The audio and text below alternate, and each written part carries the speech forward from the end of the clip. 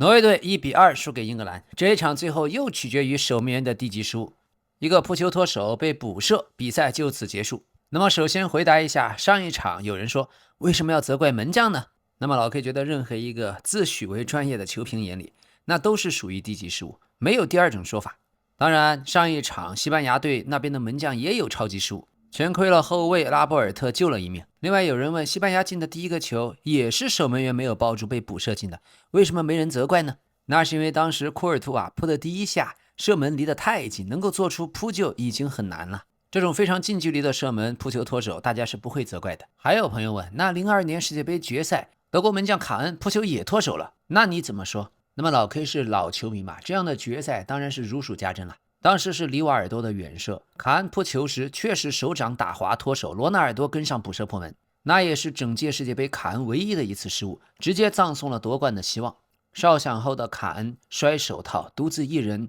背靠着門柱呆呆的久坐，全程沉默。所有的隊友和裁判科里那都上前安慰，他卻難以釋懷。領獎的時候強忍住情緒，最後向球迷致意的手才落下了眼淚。而且當时赛前卡恩的右手韌帶已經拉傷，球迷在最後也提出了這是傷病還有手套打滑等等作為台階和借口。可卡恩賽後直接拒絕所有的借口，他的原話是：這純粹是我的失誤，是我沒能穩穩控制住皮球，和受傷和手套沒有任何關係。整場世界杯7場比賽，我從頭到尾就只犯了這一個錯誤，但偏偏發生在決賽，這是最殘酷的懲罰。這個失誤讓全隊所有人的努力付諸東流。我現在什麼安慰都聽不進去，任何寬慰的話都無法減輕我的愧疚。是我的失誤導致球隊輸掉冠軍，這份痛苦只能我自己承擔。平常比賽犯錯還有彌補的機會，但決賽裡這樣的失誤，糟糕程度是普通失誤的10倍，我永遠無法原諒自己。這次大賽前，我們賽前甚至不敢確定小組出線，可最終拿到亞軍，把德國足球帶回到世界頂尖的行列，全隊的表現足夠偉大。但此刻我沒辦法思考以後，今夜滿腦子只有那個脫手的瞬間。生活總要繼續，但這份遺憾會伴隨我很久。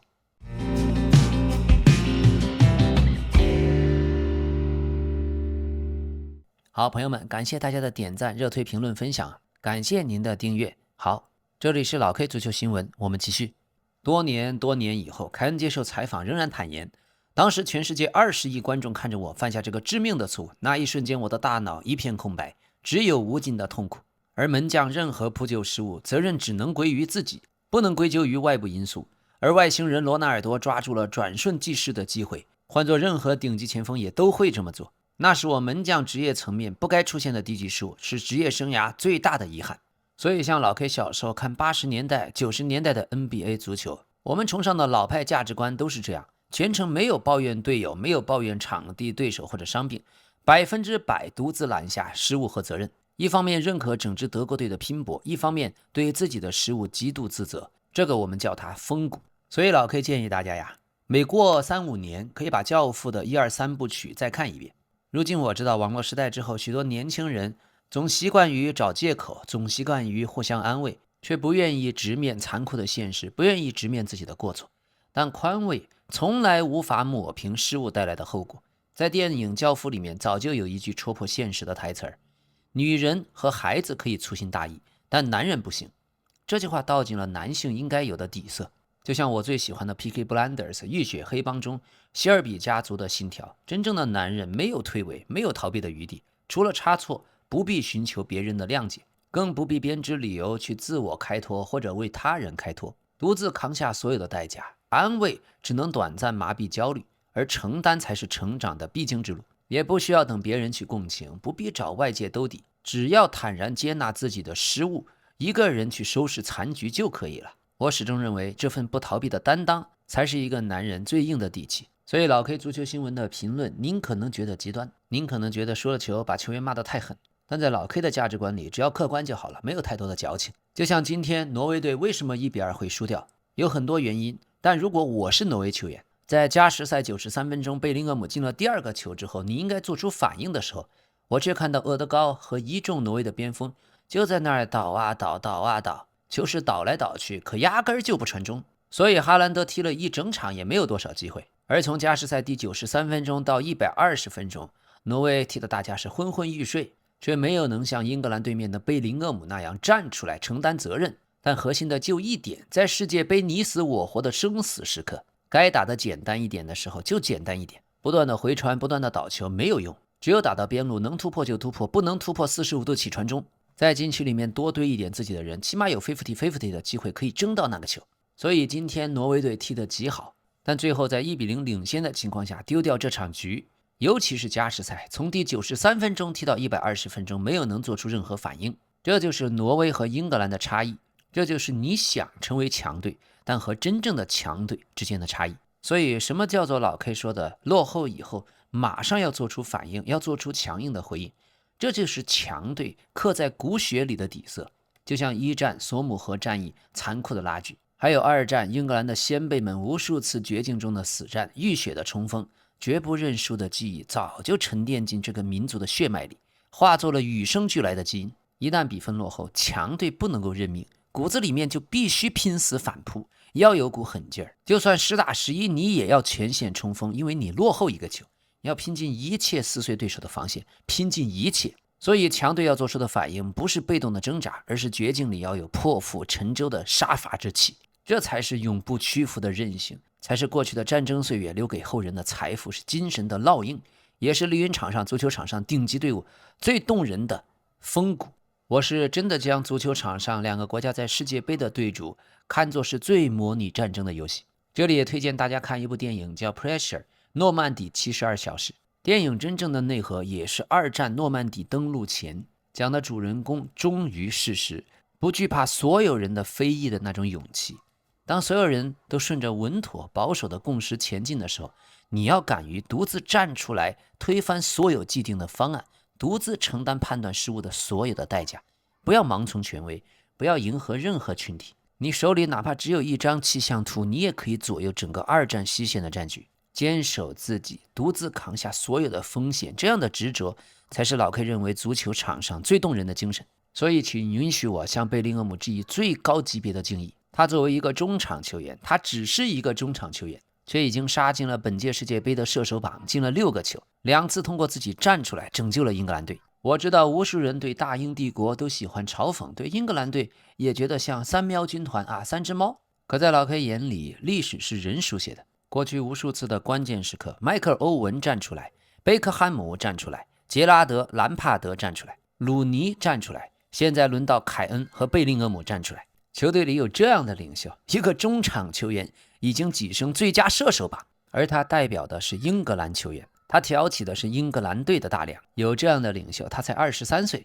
英格蘭隊正在許多人的非議下堅定地走向決賽，並且他過去2場的表現真的讓我們看到了一股精神。他甚至讓你懷疑上個賽季的皇馬到底發生了什麼。一支球隊同時擁有貝林厄姆，同時擁有姆巴佩，很難想象那支球隊該有多強。所以世界杯踢到現在，我們正看到一個个的球星開始超神了，其中最耀眼的姆巴佩、貝林厄姆。當你真正從他的角度讀懂了貝林厄姆在比賽每1分鐘的精神屬性，扳平比分的時候，他甚至都不會大肆的慶祝，而只有在絕殺或者幫助球隊已經大比分領先的時候，他才會瘋狂的慶祝。這個球員最可怕的不是高大的身材和能力，而是很明顯你能讀懂，他始終在乎的是比賽勝負，是要在任何時候將球隊扛在肩上走，真正的大場面先生。想起那一年歐洲杯，他用倒鈎絕平拯救英格蘭於水火之中，扛着英格蘭晉級了下一輪。而現在6場進了6個球，你告訴我誰才稱得上世界第一中場？貝林厄姆以23歲的年紀，已經遠超了過去老 K 最喜歡的貝克漢姆在英格蘭隊的作用和能力，並且無論你怎樣發自本能的厭惡這個大帥哥，他總能一場比賽一場比賽，一個球一個球的打你的臉。他是全能中場，防守進攻啥活都能幹。英格蘭球迷最清楚，他已經一次又一次的拯救了英格蘭隊。中場球員6場進了6個，而且都是非點球，還進的都是關鍵球，每個球都拯救球隊於水火之中。哈里凱恩進的6個球，還有2顆是點球呢。貝林厄姆在23歲的年齡，世界杯已經進了7個球，比肩了貝利。所以確實就像今天魯尼說的，今晚的比賽很艱難，英格蘭隊在質量、在速度、在節奏上都有欠缺，但當你的陣中有貝林厄姆這樣的球員的時候，你始終都擁有機會。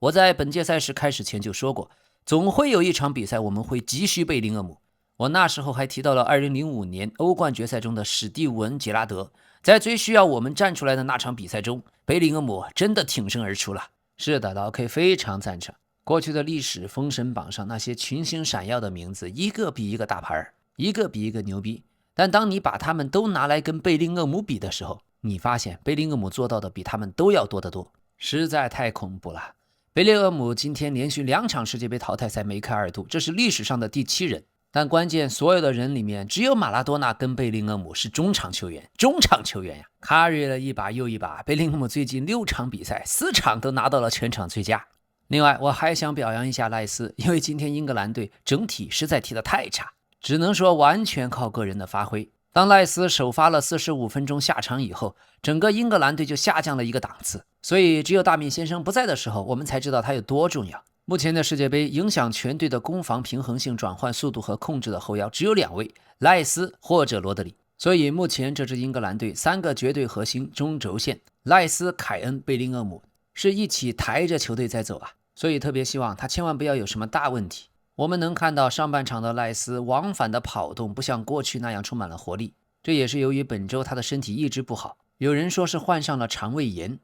另外，今天的哈里·凱恩在拿不到球的情況下切換為了中後衛模式，回防相當積極，回撤拿球、傳球相當有作用。凱恩在進攻端難以有建樹，也是由於傳中太少。挪威隊有針對性的在攻防轉換階段有布置搶凱恩的腳下球，但好在他今天防守積極，好幾次的頭球解圍，甚至最後那個點球被取消之前，他還把點球讓給貝林厄姆。所以比賽打到現在，所有的球星相當的疲憊。哈蘭德在加时赛就被換了下去，而他才只有25歲，哈里·凱恩32歲。你再想想凱恩叔叔在场上那種跑動，真的快要累死了，一直在努力的吸引防守注意力。比賽最後拿下，凱恩跪倒在地上癱成一團。所以未來還有2場半決賽和決賽，現在最後的4支強隊的扛把子球星已經將自己燃燒殆盡，最後拼的都是毅力，還有關鍵的時候千萬不能受傷啊。而今天比赛中对挪威来說最可惜的就是斯洛特那個球，如果是奧里塞直接給哈蘭德餵個舒服的單刀，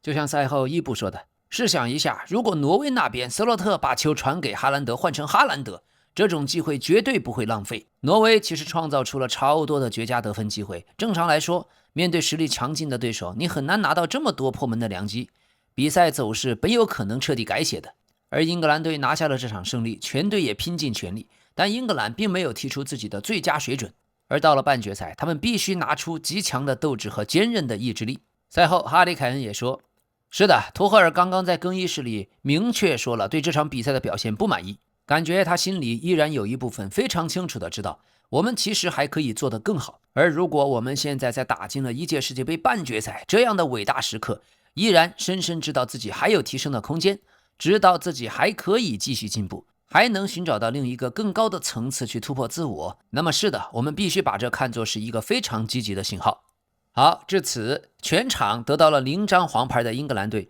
，4個人身上的黃牌全部清零，只有得到了紅牌的誇安薩半決賽停賽。而作為外籍教練帶領球隊闖進了世界杯4強，圖赫爾成為歷史的第9人。至於挪威隊，他們歷史上在世界杯7次對陣歐洲球隊，結果2平5負，還沒有拿到1場勝利。戰術上最讓老 K 覺得遺憾的呀，就是把斯洛特拉邊，這種操作好像沒有任何價值。我始終覺得，如果斯洛特和哈蘭德都在禁區內打個4-4-2的陣型，不斷的起高球，能夠制造的混亂和威脅會更大。至於許多球迷喜歡的小隊長厄德高，在中場晃來晃去，左扭右扭，但都是回傳，傳來傳去都在禁區外瞄邊，哈蘭德是球都拿不到。儘管厄德高確實已經踢得相當好了，今天的挪威中場不落下風，主要就是靠他來銜接球隊，尤其是在賴斯下去之後，厄德高一個人就將英格蘭整個中場給控制住。但關鍵的問題，這樣打沒有用，沒有效果呀。好在老 K 不是挪威球迷，否則看到最後挪威队那種傳來傳去卻制造不出威脅，氣也給氣死了。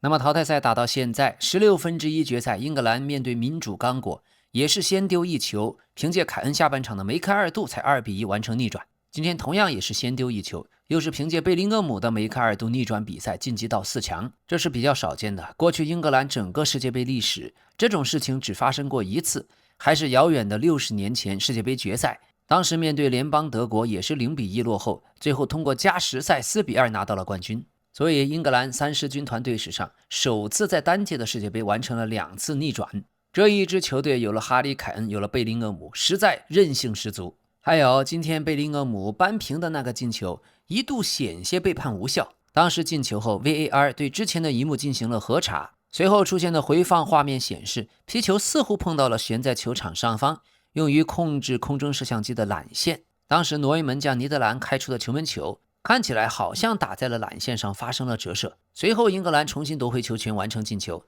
但如果之前確實碰到了纜線，這個球就不應該算。但最後根據報道，國際足聯檢查了數據，和球體的傳感器連接的數據圖表上並沒有出現峰值，也就是說球在空中實際上沒有碰到攝像機的纜線。可這種事情老 K 就覺得離譜呀，我跟兒子之前就已經討論過，這攝像機和各種纜線在球場上方那麼多，萬一哪一次球砸到攝像機怎麼辦？如果一個非常漂亮的進球因此被取消，那真是滑稽之極，離譜之極。而今天挪威的门将尼德蘭之前对阵巴西曾經力挽狂瀾，他撲出了吉馬良斯的點球，還完成了4次撲救，打出了職業生涯的代表作。但今天對英格蘭，他卻犯下了多次失誤。在補時階段，尼德蘭的出球失誤險些被斯彭斯將球擋入了球網。而在加時賽的第3分鐘，這一次撲球脫手，讓貝林厄姆補射打入了制勝球。門將就是這樣的一個職業，1場2場超神都還不能算頂級門將，必須有穩定性，沒有穩定性啥也不是。這很殘酷，但這就是足球。好，那麼過去這10幾20年，英格蘭近5屆大賽4次闖進了4強，和他們隊史上此前所有的進4強的數總和相同。這也充分地體現了這10幾20年英超的崛起對英格蘭國家隊的作用。而特別有意思的是，目前3個進入世界杯4強的球隊，英格蘭、法國、西班牙，也都在2年前的德國歐洲杯打進了4強。只有科曼的荷蘭隊缺席了這新的一次約會。好，今天的重磅新聞，南非的國腳傑登·亞當斯突然去世。本屆世界杯他出場了3次，他年僅25歲，1天前剛剛在社媒轉發了自己和女友的合照，還配上了紅心的表情，滿是溫情啊，好像似乎是自殺，許多人都猜測是抑鬱症的患者。而這次世界杯，南非隊踢得相當不錯，歷史性的晉級到了世界杯淘汰賽階段。但目前警方已對他的死因展開調查。另外，在對陣捷克队前，傑登·亞當斯失去了自己的奶奶，